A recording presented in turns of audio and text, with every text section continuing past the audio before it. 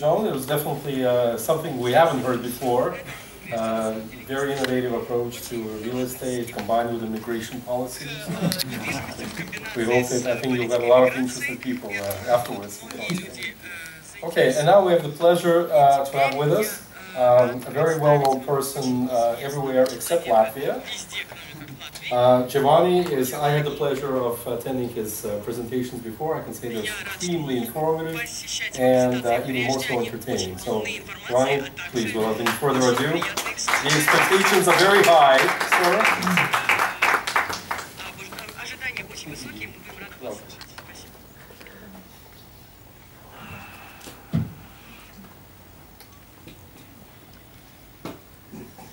So it said up on the board there that I was a partner of Altinad, which is Alternative Investment Advisors. It was a company that I formed with two other partners who are principals in family offices. I live in Monte, Monaco, which is a very unusual place. It is a place where there is no generational wealth, which is that there is, relatively speaking, there is very little wealth that passes from one generation to the next. Monaco is a place where people create wealth outside of Monaco, and in their later years they end up in Monaco. So Monaco is a very interesting place in the sense that it is a place filled with people who are very optimistic about the future and are very risk tolerant, because these are people who have done things that other people said could not have done. They've done them, and they've made lots of money, and that's why Monaco is a very interesting place. I'm actually the portfolio manager for a single-family office. I fired my other two partners; they weren't making enough money for me.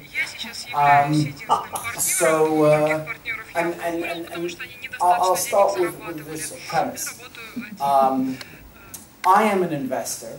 And for those of you who are investors too, I want you to understand that the problem with a dog that bites is that he bites.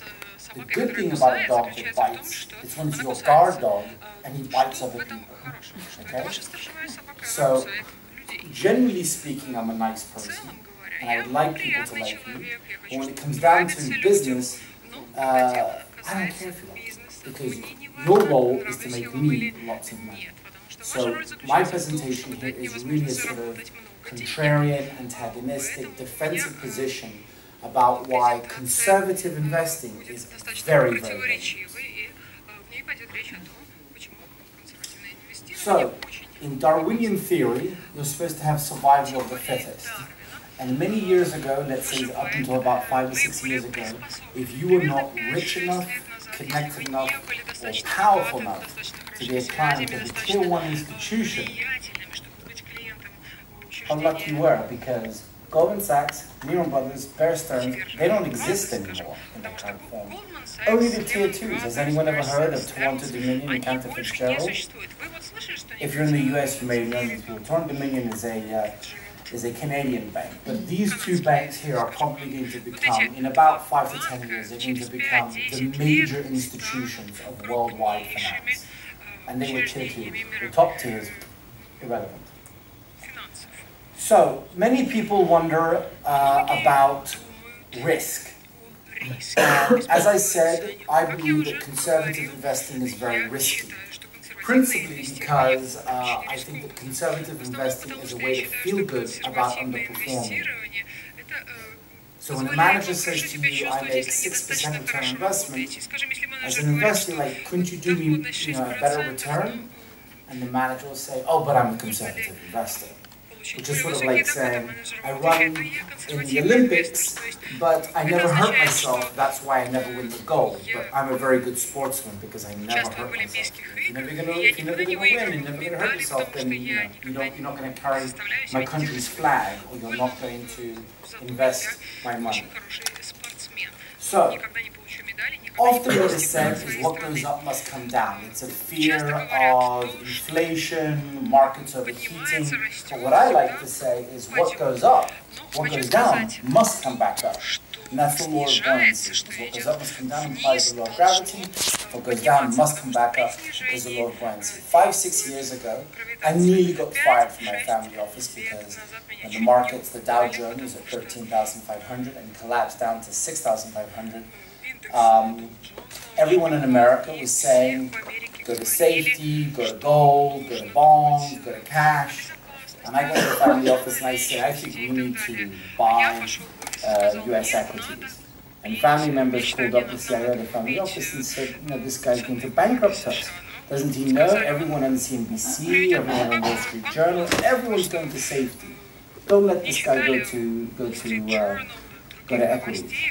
And the US market rallied, and it has not, without any significant pullback, it has not slowed down its recovery.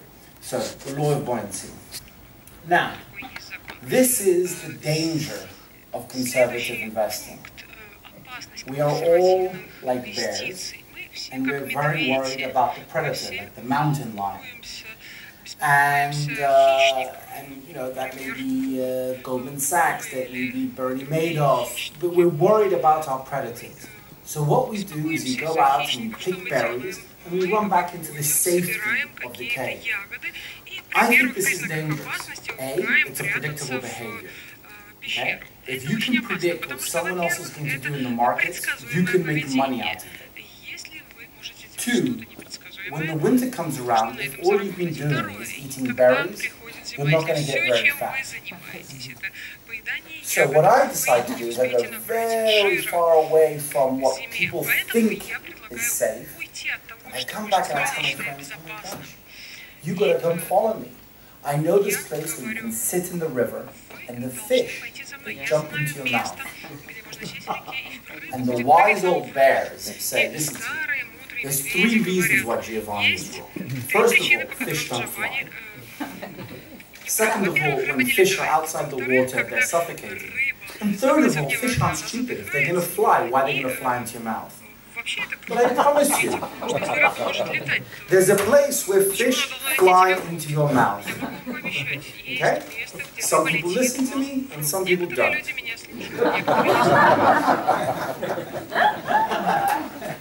Okay?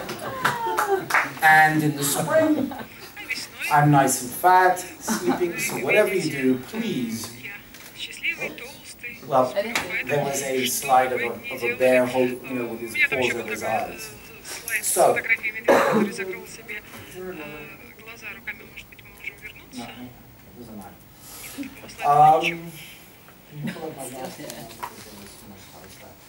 so I have a question.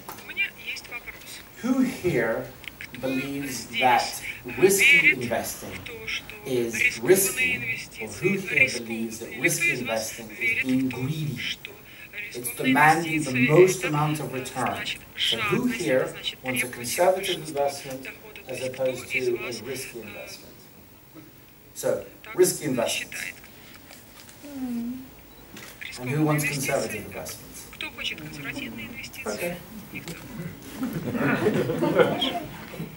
So I'm going to I have this first of all, I'm very happy to, okay, can you start right here, number 4.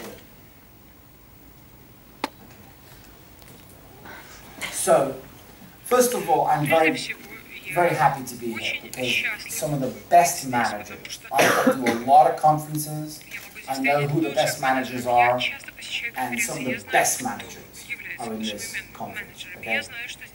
Dennis knows a lot about a little, about his investments in Slovenia.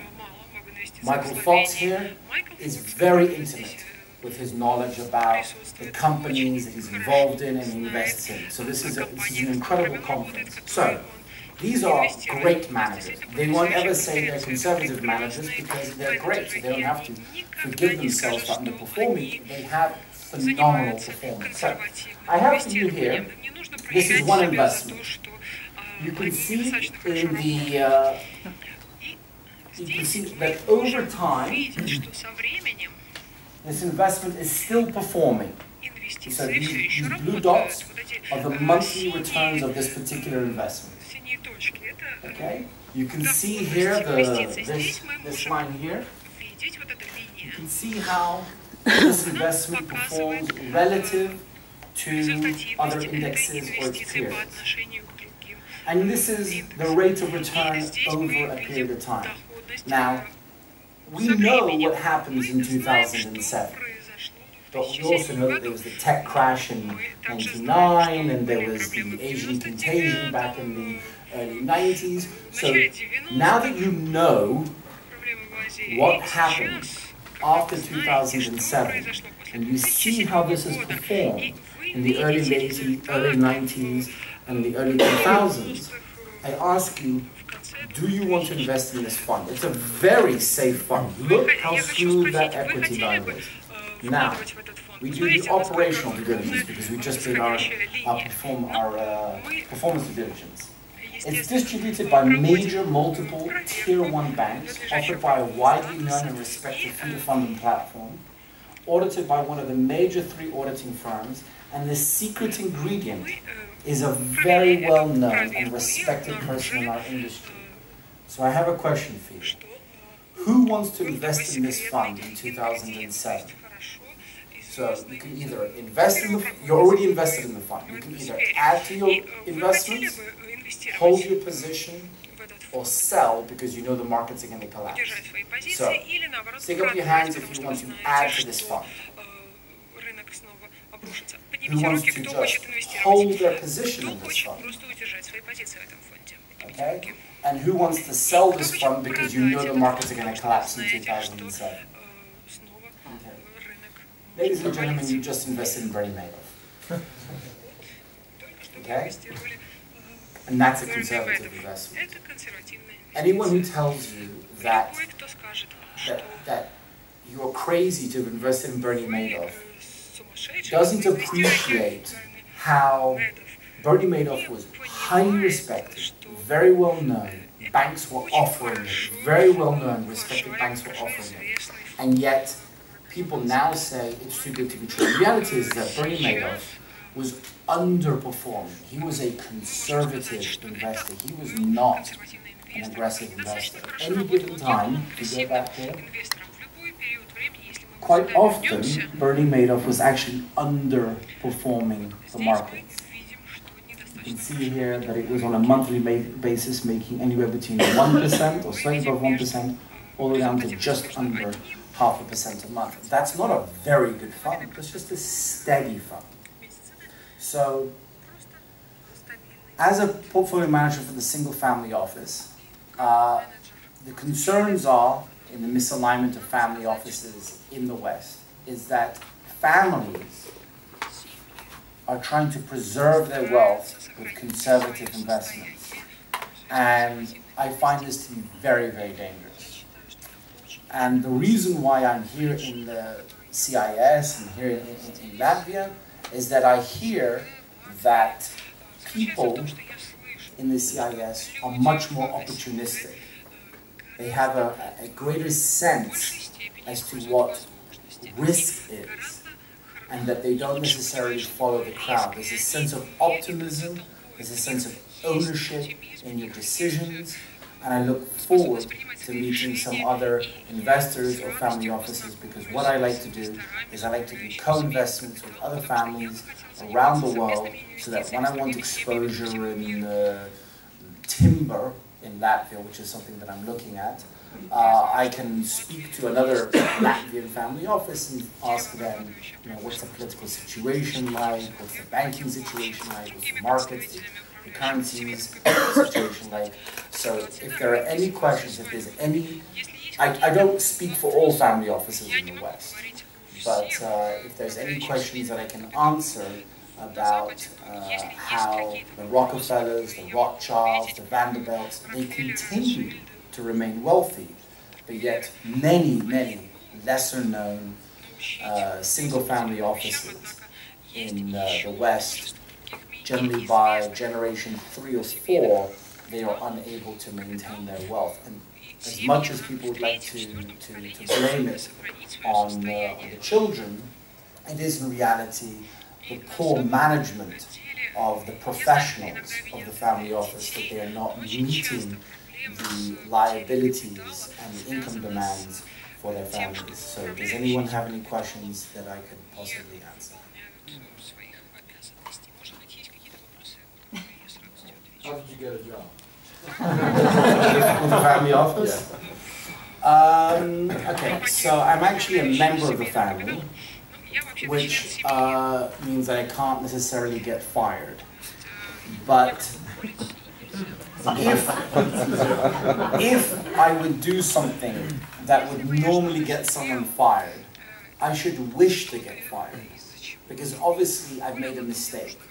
And if I make a mistake within the family, even though I may not get fired, I'm going to hear about it at every wedding, every meeting, every bar mitzvah, every family reunion. I'm going to hear about that mistake I made. So if anyone is motivated by career risk avoidance, it's a member of the family that works within the family, because I really got to avoid that risk. So I was a member of the family, and essentially what happened is that, as what tends to happen with families, I got involved in the family office, let's say 50, 60 years after it had been formed, and I thought that everyone was deluding themselves. They were able to sleep good at night, thinking that their investments were conservative, and I thought they were deluding themselves, and I was speaking up in the meetings saying, you know, we should do better, we can perform better. And in reality, the Petschek of the family office said, look, if you think you can do a better job, here's $5 million. Don't talk about hedge funds in the family office meeting anymore. Just go pick out the managers. I did. I picked out some great managers. And I got more money in the management. So I'm a member of the family. But as I said at the beginning of this presentation, I did form a sort of capital partnership with two other principals in other family offices, but in the end all they wanted was to me to invest in their investments, and they weren't really scared. They were too scared to make it any investment outside.